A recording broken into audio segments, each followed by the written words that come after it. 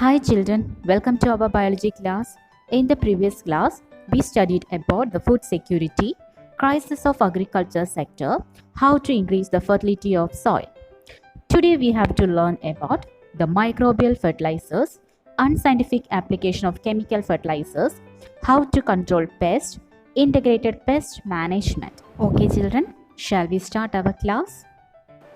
Farmers use different kinds of fertilizers in order to increase the fertility of soil. You are familiar with different kinds of fertilizers such as chemical fertilizers, biofertilizers, green leaf manure, etc. Children, look at this picture. Microbial fertilizer for better yield. What is a microbial fertilizer? The microbial fertilizers are substances that contain microorganisms.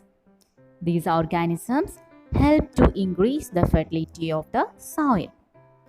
The presence of these microbes enables increase in the soil factors which are essential for plant growth.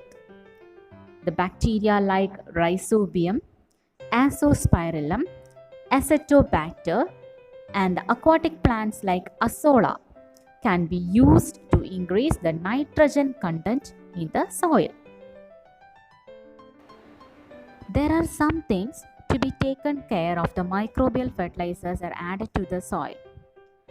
The things to be taken care of are: first one, ensure the availability of biofertilizers in the soil. Second one, proper irrigation should be provided.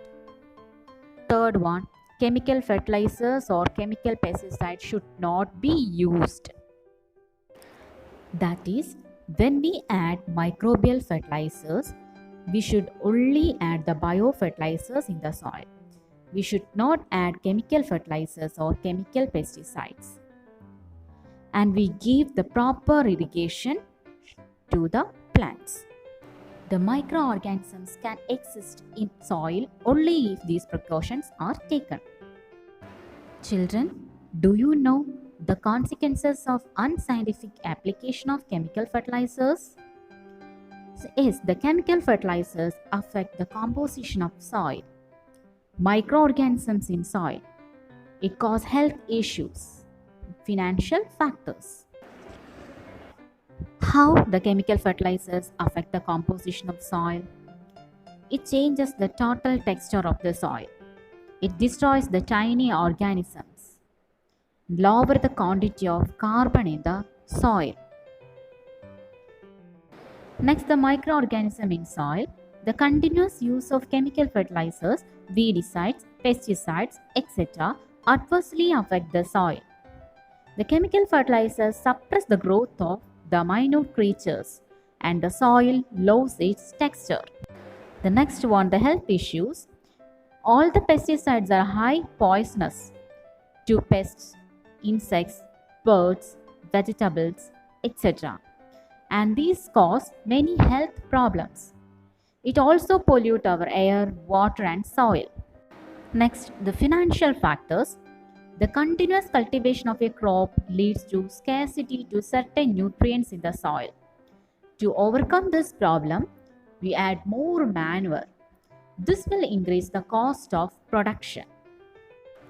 The chemical pesticides destroy pests totally, but when the pests acquire resistance, the quantity of pesticides has to be increased. Excessive application of chemical pesticides causes many environmental and health issues. The next our topic is how to control the pest. The pests can be controlled by using ultrasonic sound waves, but these technologies are not accessible to farmers. The another possibility of controlling the multiplication of pests is destroying the reproductive capacity of male pests using radiations. The next method is using pheromone traps. The devices like pheromone trap are becoming more widespread. The method employed here is to attract and destroy insects using artificial substances that have a chemical nature. It is similar to the pheromones emitted by insects. The pheromones are chemicals. It is secreted outside the body. The most insects use pheromones to communicate. But the pheromone trap has some demerits. The first one, it is easily evaporated by heat and wind. And the second one, it is dissolved by water. The next one is pests and their natural enemies. Predators, parasites, and pathogens of pests can be called natural enemies of pests. The service of these organisms may be effectively utilized in agriculture. Children, do you know what is pathogen? It is small organism, virus or bacteria that can cause diseases. The next is integrated pest management, IPM. The basic principle of integrated pest management is not the destruction of pests totally.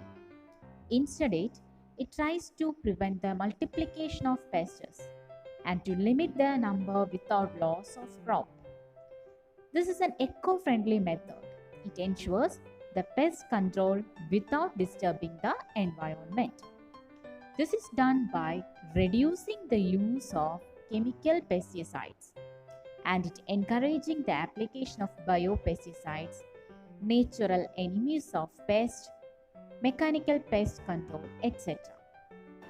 Dear children, let's conclude our today's topic. Today we studied about microbial fertilizers, consequences of unscientific application of chemical fertilizers, how to control pests, integrated pest management. I hope all of you understood today's topic. Thank you.